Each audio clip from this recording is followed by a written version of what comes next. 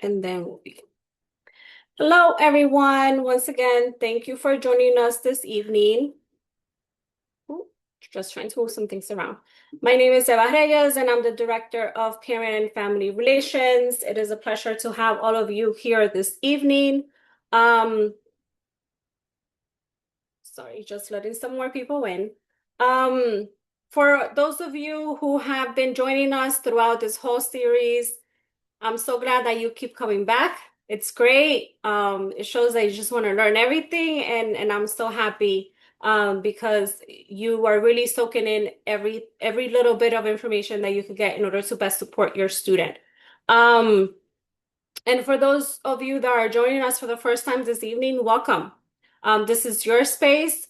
This is a space for you to ask questions, get to know staff from William Patterson University, familiarize yourself with us, because together as a unit with you, we're going to be helping your students succeed. So tonight's session is getting to know TRiO Student Support Services. It's a great program, and our presenters are going to let you know a little bit about the program.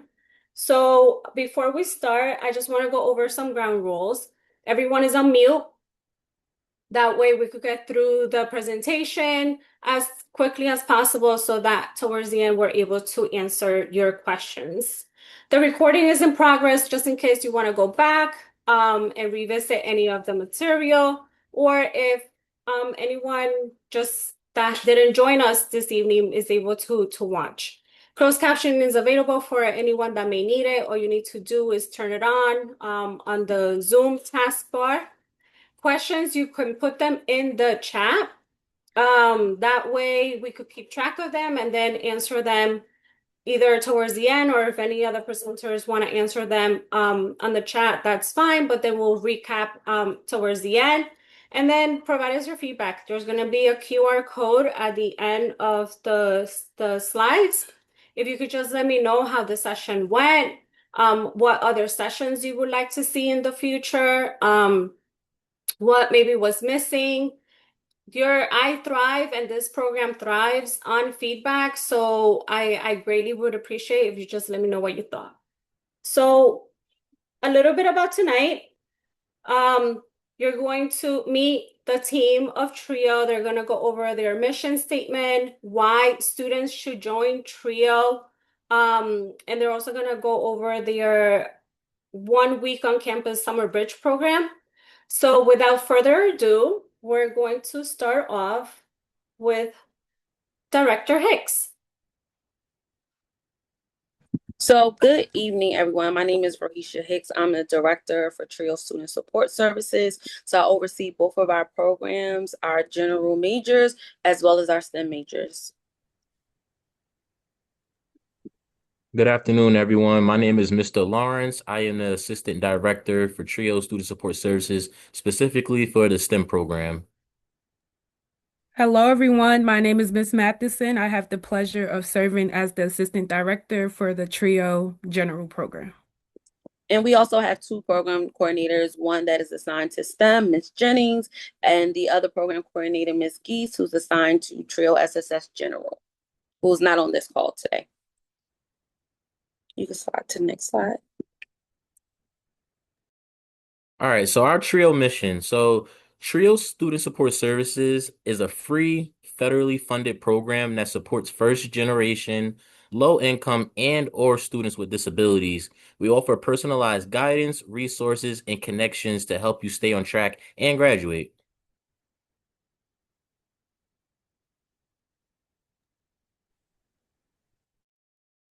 So many of you may ask, why join TRiO? So TRiO is a great program that the university was able to add in this year, but there's many benefits of becoming a TRiO student. So we provide academic guidance. This means helping students with any challenges that they may encounter academically. This is making sure that you're taking the right courses and within your major and getting ready for graduation. And then also we help with registration. So as a TRiO student, one of the benefits is getting priority registration. So when classes open up, you'll have the first dibs on which classes you need to take and getting into those courses. And then college and career development is basically making sure that you are on track to graduate, but then what happens after graduation? Are you preparing for grad school? Are we helping you fill out those applications? Do you need help with your resume? Are you looking for an internship or a job? And then our main goal is just making sure that we provide a safe space for students to come receive support in any things that they may be having troubles or challenges with. Next slide. One of the great things about TRiO is we do host a 1 week summer program. This year, it will be on August 2nd to August 7th. It is a residential 1 week program. So students will move in on August 2nd, and then throughout that week, you'll be experiencing getting a taste of William Patterson before you enter into the university for the fall semester. So what this look like is structured academic enrichment learning. We do a bunch of workshops regarding skills that you may need, giving you tips to put in your toolbox. So when you come into the fall, you already experienced the campus. We give you an overview of where the buildings are. You know what classrooms you'll be in and things of that sort. And then also while we're doing workshops, we try to connect you to real life examples. So things that you may learn in our workshops, we tend to take you on educational and career trips where you can apply real life examples to the things that you're learning throughout the week. And then our goal is to basically build you up as a student leader and make sure that you're ready coming into the fall. Next slide. So we wanted to highlight some tips and takeaways for you if you're considering joining TRiO program. So the first thing is that we want to make sure that you are able to support your student to complete a TRiO student support service application early, because we do have spots that are limited. We are funded for a certain amount of slots for each program. So if you can make sure, in order for us, even if they send out an interest survey, in order to be considered a TRiO student, that application must be completed. Also, if you just remind your student to attend scheduled meetings with their TRiO advisors. So there is a commitment to be a part of the program. Yes, it's free. We do not ask for any financial obligations. We want to ensure that they're really being able to maximize on the services and the advocacy that we do for the students that are a part of our program. Also, if you can, follow up with your student and be involved, because we also know, like they say, it takes a village to raise a child. So we do need the assistance of the parent and guardian to just check in with your student, ask them about their academic goals and how they're progressing throughout the semester, because we do recognize that, sometimes when students are struggling academically, there may be other things that they're trying to navigate. They're trying to, transition from high school coming into a college space, or not having to have someone to tell them what to do. Now they have to advocate for themselves. Now they have to be disciplined and making sure that they're following through with the things that they need to, whether it's attending class on time, assignments, and things like that. We also ask that you encourage your students to actively participate in workshops, tutoring, and TRiO opportunities throughout the semester. We understand that, due to their schedules, or if they have to also work while they're attending William Patterson, we ensure that we have multiple workshops and opportunities for different activities and events that we host. So we ask that, you just help us reinforce that it's the importance of them participating. They can only get from the program what they put in. So we really just wanted you to understand that your support really does make a difference, right? It's the students who stay connected to their support systems and campus resource are better positioned for success, because it allows that when something is going on, they're able to tap into these resources, be able to know that you're not doing this alone, right? We are here to assist you. We're here to advocate for you. We're here to connect you to different resources, but we also need you to be present and participate as well. So these are just some key tips and takeaways that we wanted to kind of reinforce of how you can assist us with making sure that your child is able to benefit from student support services. Next slide. Okay, so here's how you can get involved. So there's 3 QR codes on the screen as of right now. So first, I'll touch upon the interest survey. So how this would work is, if you do scan the interest survey, we will gather your information, and what will happen is, Miss Matheson and I myself, we would reach out to the student. And what will happen is we will reach out, set up a time to meet and discuss and see how we can meet their academic needs. If there's any additional help or support that they may need, we will provide that on a one-on-one call with them. And now let's say, you've got enough information and you want to move forward. So first we do have the STEM application, so that will go directly over to me. So I will reach out to the prospective student directly, and then we have the general majors application where Ms. Matheson will gather the information as well and reach out directly. And what will happen is we will have a one-on-one again, and we will just, go over TRiO once again, talk a little bit more, get to know the student, and we will see to make sure that that you guys qualify. And what will happen next is we will be in touch as far as accepting you to the program, give you more updates on what to look forward to in the fall. And if you are planning on coming to the summer component, we definitely would love to have you, and we'll be in touch over this summer before August. So if you do have your phones or any device or tablet, you can scan either of the three QR codes and say again, like if you don't want to necessarily sign up for the application right away, you're more than welcome to scan the interest survey, and that's where we'll get your information, and we'll still do our due diligence to reach out.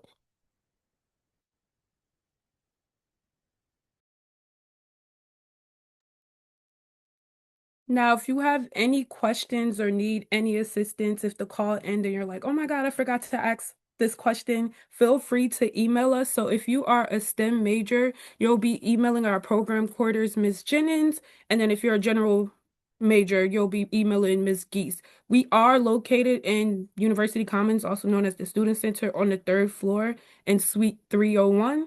But if you need to get in contact with us, our phone numbers are on the screen and emails as well.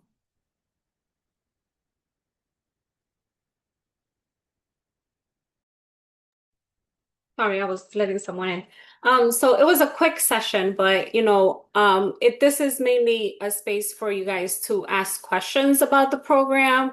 You got a broad overview, and our presenters are going to be here to answer any questions that you may have. But before we get into that, as always, I have announcements and reminders. They really don't change much, but if this is your first time here, we're observing our summer hours right now through August 14th.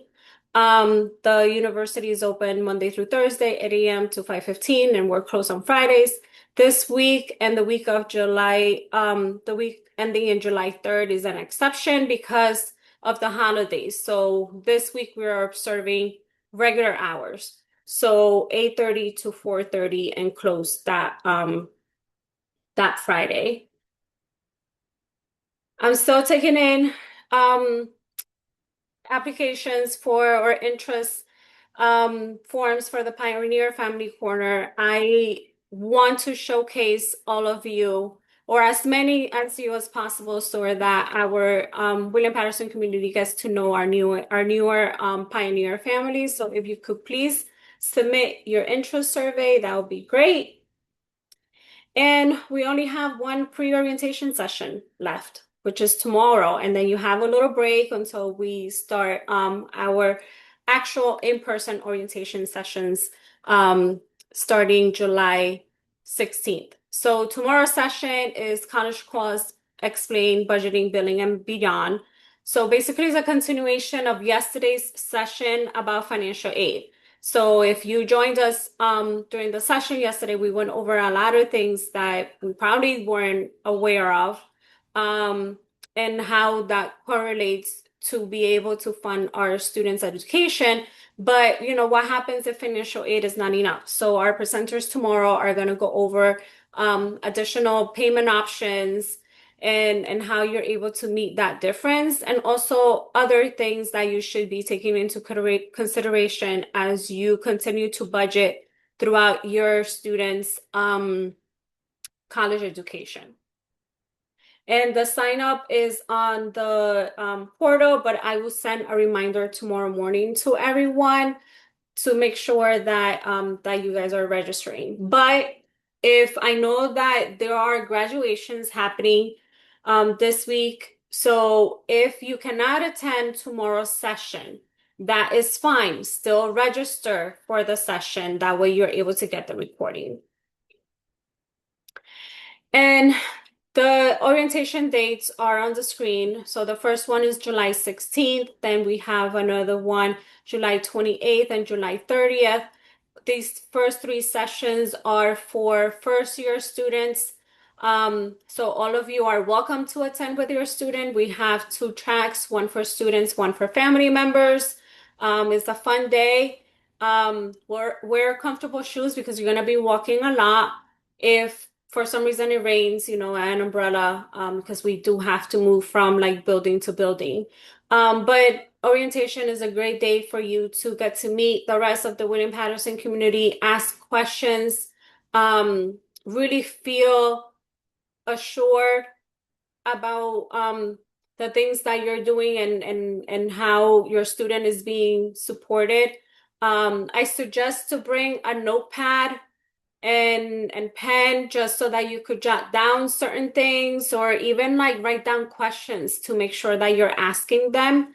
Um, Throughout the next few weeks in the portal, you're going to be getting in your newsletter some kind of like things to prepare you for orientation. Like how should your student should be preparing? How should you be preparing? What kind of questions should you be having with your student before orientation so that you're prepared? Kind of like getting like those jitters out of the way because it is an experience that both of you are probably experiencing for the first time. This orientation is not like your high school orientation, middle school orientation. Is very intense and sometimes very tiring for everyone and overwhelming.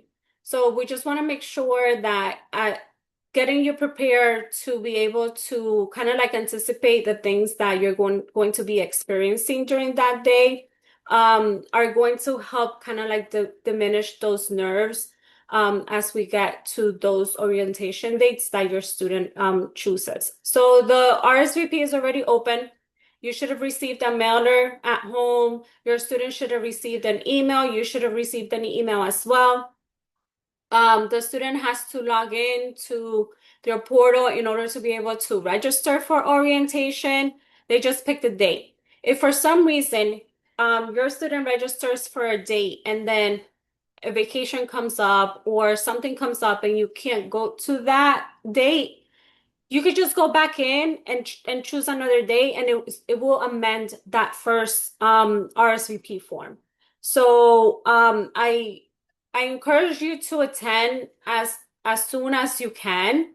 That way you're able to enjoy the rest of your summer vacation. But then at that point you're also getting it out of the way and are able to have a little bit more time to be able to kind of like get yourself situated between that orientation date through the first day of classes. But again, if you have any questions or feel uncertain or just want to talk, I'm around and you could always send me an email. I will be on vacation starting Thursday night through July 5th, so I'm not going to be available for the next 2 weeks. But if you shoot me an email, as soon as I get back, I will make sure to provide you an answer. And that's pretty much it for the formal presentation. Like I said, give us your feedback. This program thrives because of it. Like I said before, I want to be able to give you the tools and resources that you need in order to be able to best support your student. So as long as I know what you want, um, most of the time I'll probably be able to deliver. So again, just scan the QR code. I'm gonna send a link as well once I send all the sessions. That way, I get to plan for next year. So I will stop sharing my screen. And there are some questions in the chat, which we will go over. Let's see. So Tracy says, we sent in my son's paperwork for his IEP. Is this program something that will be good for him? So I would say, oh, sorry. So I did respond to it. So actually, one of the departments that also falls in our division is Accessibility Resource Center. that is designed for students that may have a document disability or have any IEPs and things of that nature. We work alongside them. So yes, TRiO would be an additional support slash resource to them. So we do work with students that may already have like an IEP put in place and things like that. If you have not already connected your child to the art department, I would say to definitely make sure that you connect them to them. I do know that when they're filling out information, they just need to identify that inside of the application, and then they're assigned an advisor. We wouldn't, just because of confidentiality and things of that nature, we wouldn't be the ones to actually say like, this particular student expressed this to us. We would just make sure like, hey, this is the information, this is who you need to contact. Once they are a part of what we consider like the success team for a student, then we all work collaboratively to be able to provide resources and support to the students. So you touched up a little bit on this, but my son has an IEP and will need a lot of support. This TRiO program is not outside of that process, right? So it's not necessarily outside of the process, because we also, that's part of why we ask like an interest survey to be able to speak with them to schedule what we consider an intake process with them, so we can get more information about the student. So let's just say, for instance, you mentioned that they your child needs some additional supports. We will identify realistically what supports can we provide and assist with, and then identify the other supports that's needed with the different departments or divisions on campus, and advocate for them to say, our student has expressed us, this is one of their concerns or one of their needs. They fit what your department provides as a service or assistance. We want to kind of like assist them and walk them through it so they're able to connect to it. So it's not outside of what we do, but if it's something that we, physically can't provide because that's not a resource. So for instance, one of the things we don't do is that we do not give any direct financial assistance to students. However, we will make sure that they connect to the financial aid department to identify what other resources or scholarships and things of that nature is available to the student, and making sure that they feel confident in how to advocate for that assistance. Thank you. You're welcome. So my student can RSVP to orientation until after the placement test on June 24th. That is correct. So once students have done their placement test, that's when they get invited to orientation. So as soon as June 24th happens, then they'll come onto our system, and then you'll get the invite on through the email, because it's automatic. If for some reason your student doesn't get the email invite after June 24th, I will wait maybe like 2 or 3 days. You could go onto the orientation homepage. There is a blue button on there, and your student can sign up through orientation that way. Hopefully it lets them do that. And can you send this QR code for general inquiry? And I think so the presentation is going to be posted on the portal with the actual deck attached to it.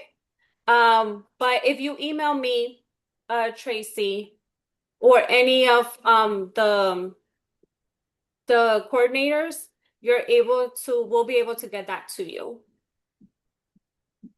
And it seems that's about it. Any other questions? And feel free to unmute and come on camera if you want, so to ask a question.